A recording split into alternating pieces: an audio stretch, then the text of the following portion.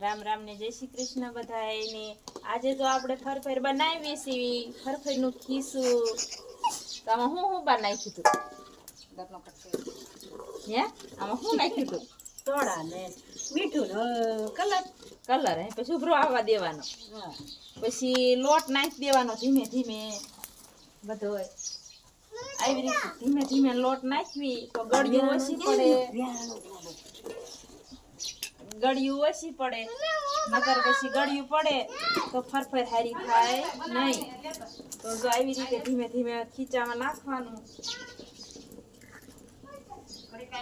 ખીચું